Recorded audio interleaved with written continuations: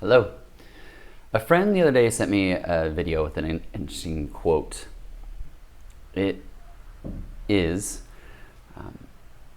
love is not the highest vibration. The highest vibration is integration. Which is to say, integration is acceptance, allowance, allowing everything to be. Integration. This is important. It's not important, but I found it interesting because there seems to be a seeking for people that are looking for happiness. Happiness versus sadness. Setting aside this notion of high vibrations and low vibrations, that would be for another discussion, and I won't have a talk necessarily on that.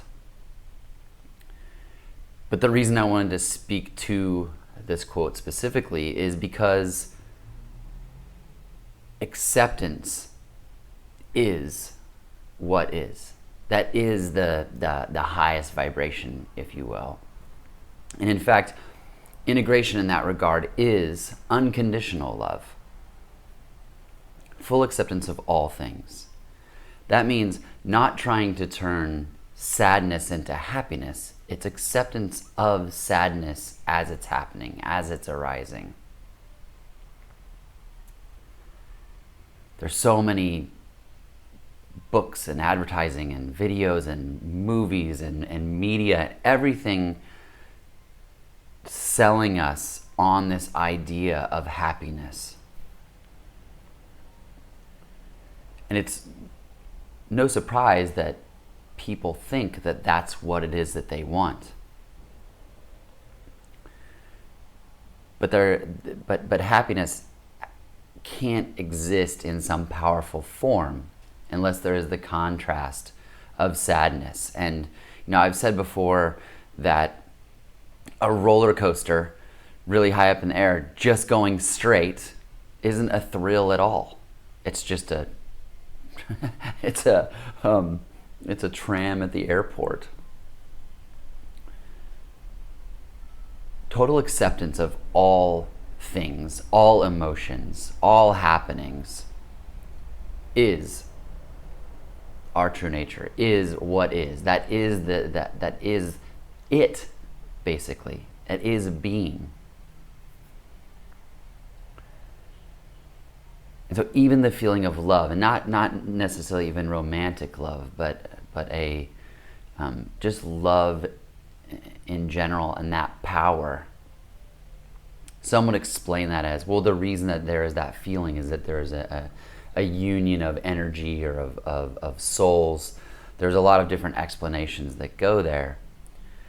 But the love, the unconditional love that's being talked about here is actually deeper than that. Unconditional love really is of another person, is acceptance of all that they are. And it doesn't necessarily need to be a person either. Even when happiness is found,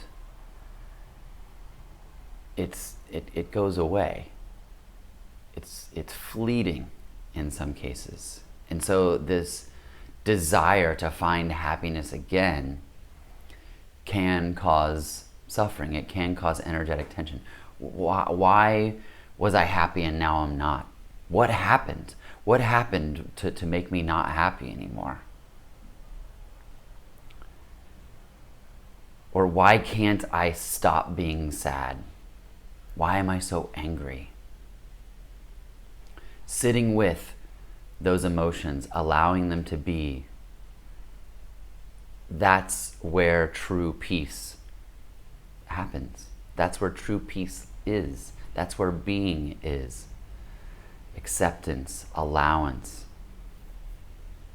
integration, allowing everything as it's coming to integrate in life. And integration it's an interesting word because it sounds like, oh yeah, anger's arising. I really need to deal with this and think through it and do all these different, take all these different actions.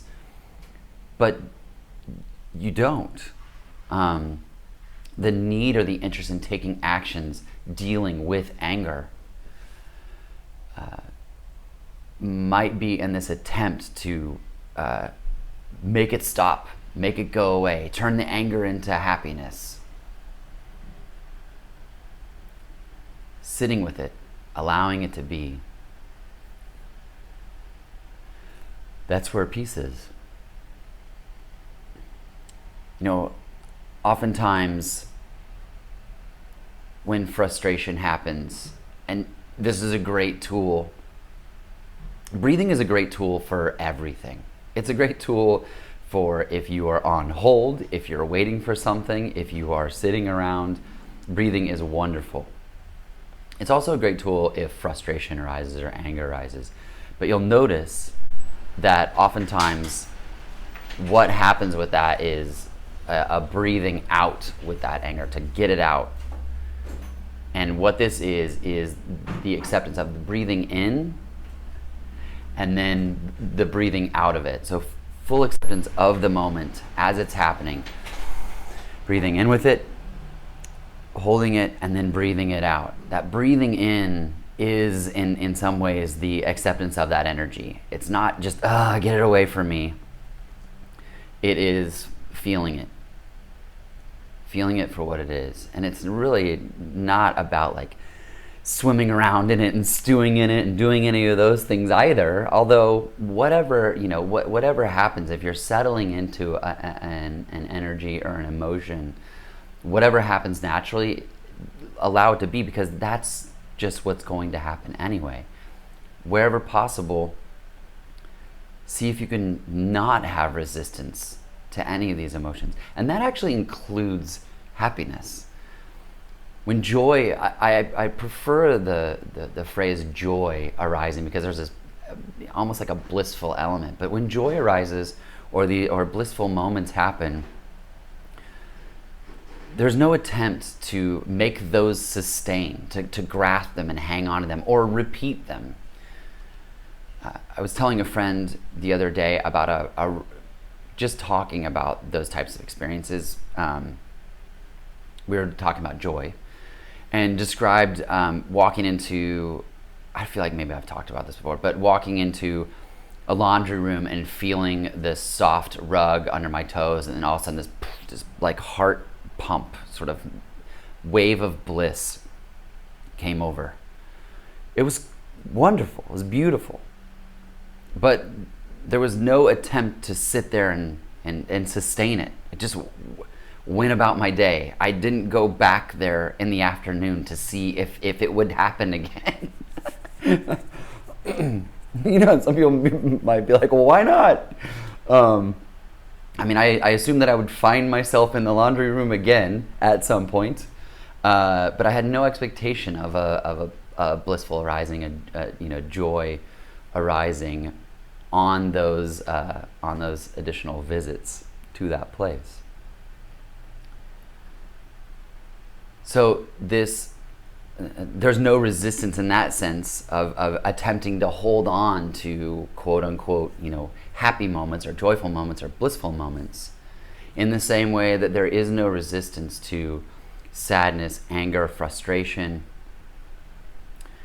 anything arising. And those things do arise. It just happens. It's arising from nowhere, going nowhere.